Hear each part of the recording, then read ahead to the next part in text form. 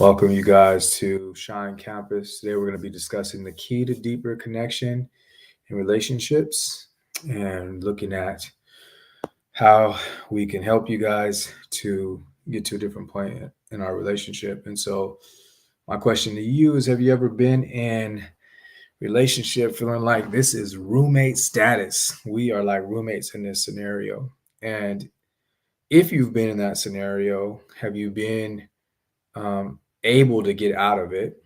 Right? Are you able to even change it around? And what does that even look like? Like, how do we establish a connection to where we can change around that feeling that we have inside of our relationship? And so the problem that it ends up causing is that um, we get so disconnected and um, hurt and challenged that it just keeps growing all of the issues inside of our relationship. And so a lot of times these situations start letting us know that there's something more going on. And so some things that could be popping up in your relationship is not being able to communicate. And we don't communicate well for a lot of different reasons, but sometimes it's just a matter of emotions, of where our emotions are at. And so we end up interacting based on those instead of what is going on for our relationship, and or past and previous experiences that get our bodies to be in a reactive fight or flight type mode. And so in those scenarios, it ends up preventing us from being able to communicate effectively. Another scenario is trust issues. And so trust issues happen maybe because of the relationship that we're in. A lot of times it's less about the relationship that we're in.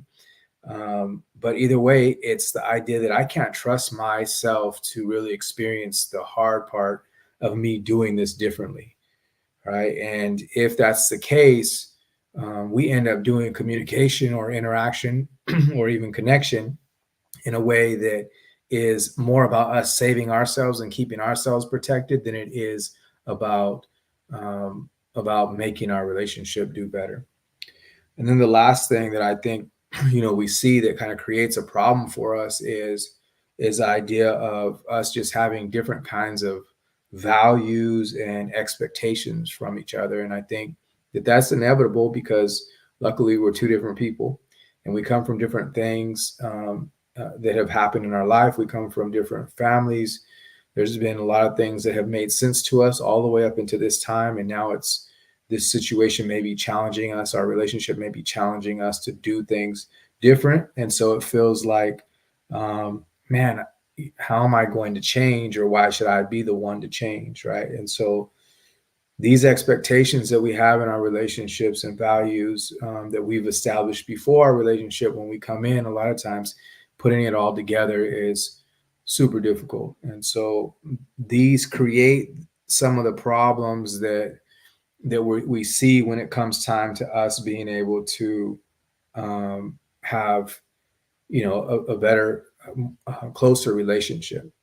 So what's the importance of us even having deep connection and being able to do something different? And I actually think that there's a few things that I'm going to give to you guys. One of the things is that I always tell people the highest version of you is inside a relationship. And whether you like that idea or not, your body can feel it. You're always going to be looking for somebody. You may have settled on the idea that, like, man, I could just have this. Like, your body will always be looking for some kind of relationship. And you may be so afraid in your life to go to relationships, but your body still knows that in relationship, the highest version of me is there. The most um, my biggest purpose is in that scenario, right? So no matter what the situation is, no matter what you've settled on, it's still there. The other thing that I think, if we can develop connection, it would be beneficial because we can start looking for truth. Like, we can start finding truth. And a lot of times we are doing things in our life that meant our previous emotional experiences, whatever our parents have given us, whatever life has thrown at us, we've made that into what's real for us. But there's more to life. There's a bigger experience to have in life. And that truth happens if there is some kind of connection developed. In your relationship, the third thing is in your relationship, you have a built-in support system if you're connected, right? Obviously, disconnected, that's not going to happen, but automatically you have that scenario. And the idea that anybody knows this who spent time in life doing things in any kind of partnership, there are hardships about having a partner, but a lot of the strenuous things are done better by being able to be in partnership with somebody, right? Simple example, you lift a table. Like, you could probably do it by yourself, but it's so much easier if one person gets on another end and another person gets on another end, right? Conversation obviously comes up when two people want to go in a different direction, but if we're moving together, there's nothing like it. Okay, and so that support's available to us if we can figure out the connection piece.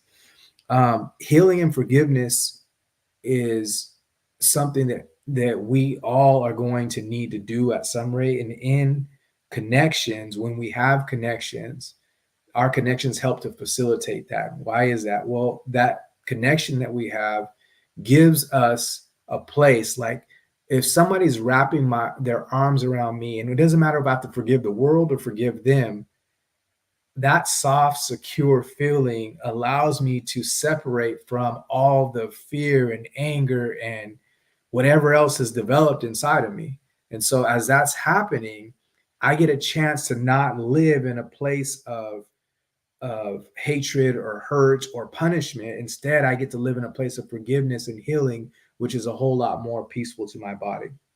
And then finally, as you commit to being in a place that says, "Hey, we're connected," you actually get a chance to serve the people around you, because a connected couple, a connected relationship helps other people to grow, not just because you can get in there and maybe talk to other people about what you're doing in your relationship, but because the energy that you put out as a couple who is connected will be a really big deal.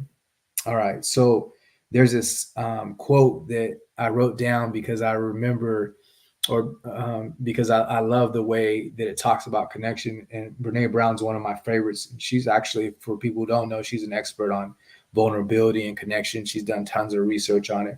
But she says that we are hardwired to connect with others. It's what gives us purpose and meaning in our lives. Interesting. And without it, there is suffering.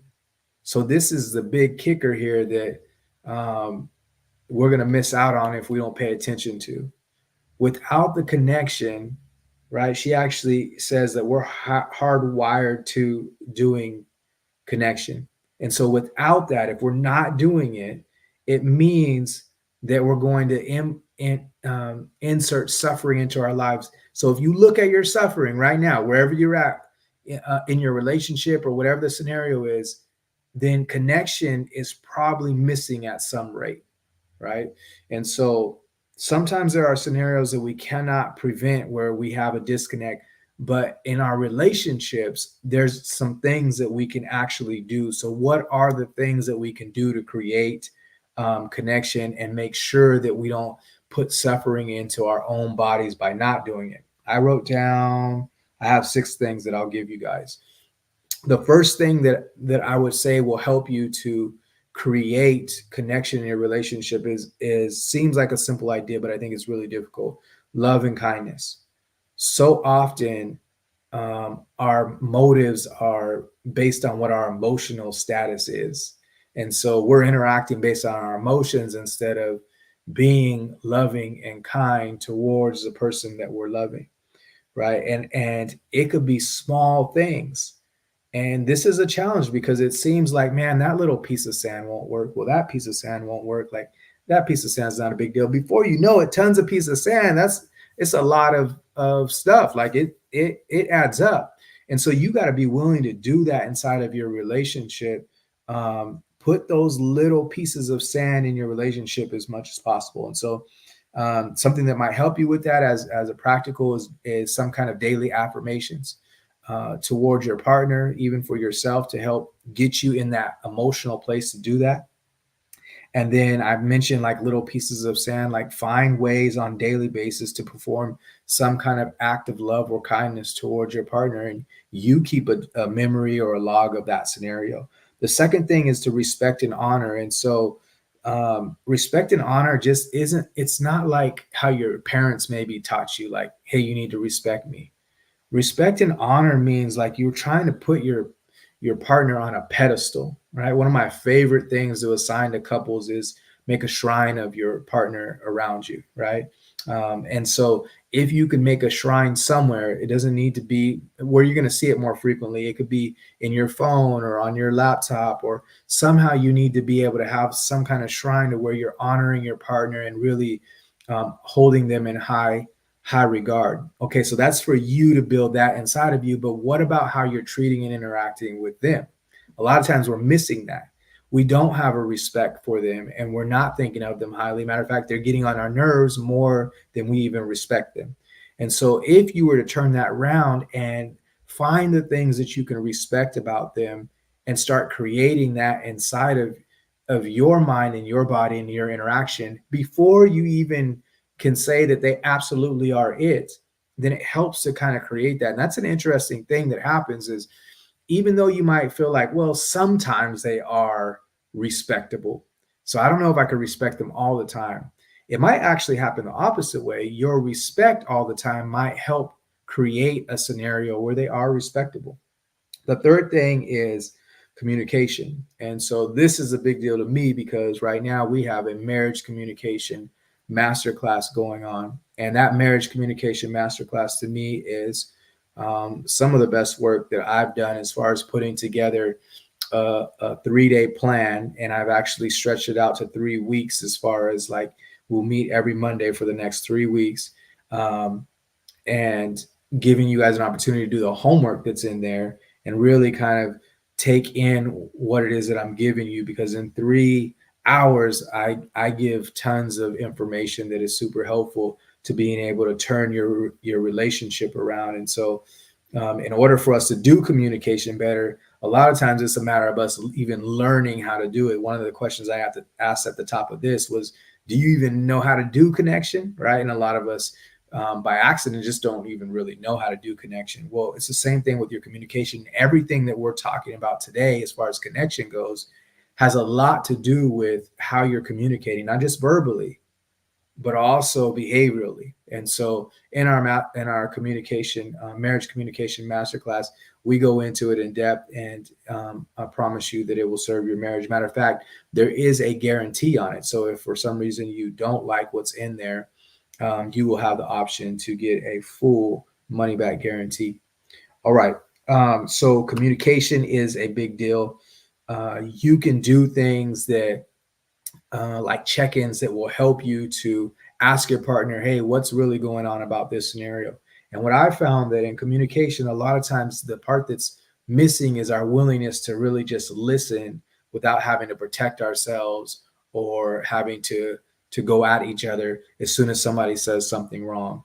And so when you can listen like this, it gives you a chance to hear beneath what's really being presented. And so if we can hear what's beneath, we can address and that and be able to come closer to each other a whole lot quicker than we would if we just take the things that are being presented to us and try to run with them, argue about them. Communication is a big deal to being able to create a connection. The more that you know each other's communication style, um, then the better. So if one person is passive, or maybe not passive but quiet in their communication, another person is abrupt and loud, like you start learning those scenarios and not necessarily requiring somebody else to be that, but instead just understand what is being communicated instead of how it's being communicated. Um, and then the next one is forgiveness and reconciliation. So I I know that when we are not forgiving somebody, it's our body's way, our mind, our emotion, all of it put together. It's our way of being able to punish someone else, right?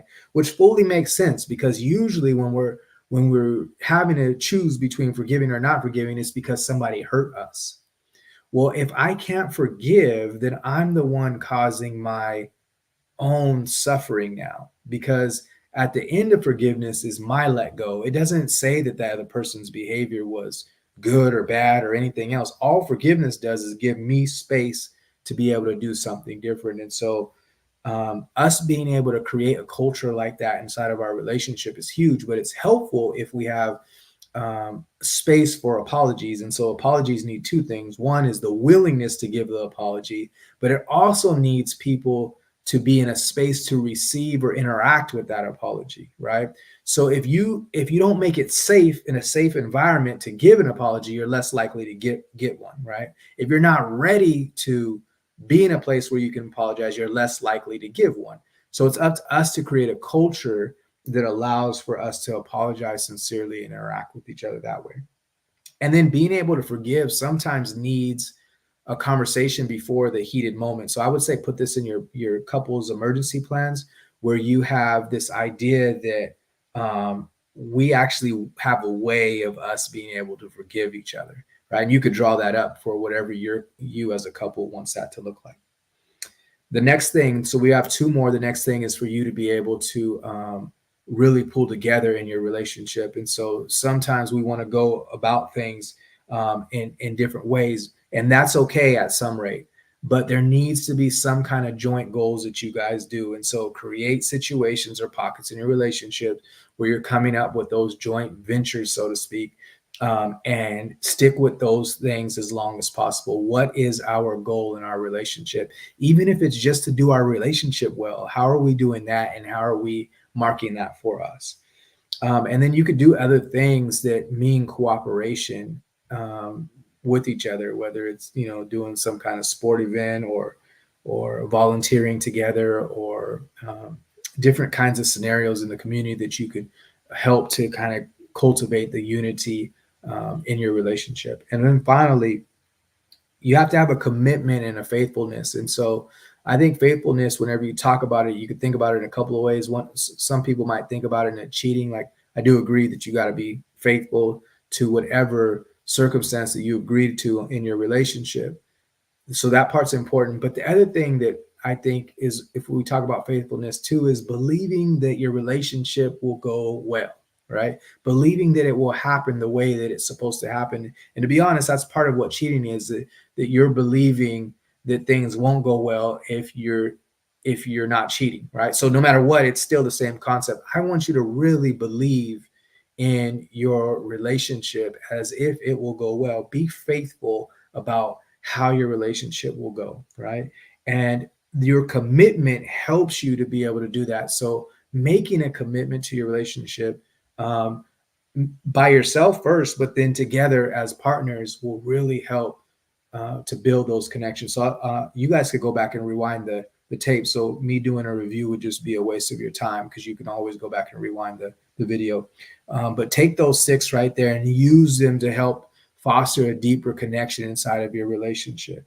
To me, the key to that, when we talk about the key to deeper connection, is us understanding that we all need to have connection. We can't do without it. And your suffering is happening because you're not willing to connect. Now that you know how to connect, there really isn't any reason. I want you guys to let me know in the comments your thoughts about the deep connections that happen in your relationship and what that's looking like. What are your challenges, and how does what we're talking about today helpful?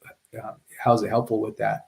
And then also join our marriage communication masterclass. The next one starts on Monday, but to be honest, you will have more than one chance. I mean, you can join it as soon as you can jump in there.